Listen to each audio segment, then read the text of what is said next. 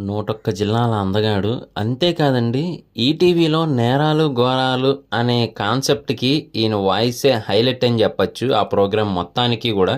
మనకే టెన్షన్ పుట్టేలా అయితే చెప్పేవారు. అలాగే మూవీ షూటింగ్‌లోనే ఆయన కాళ్ళను పోగొట్టుకోవాల్సొచ్చింది.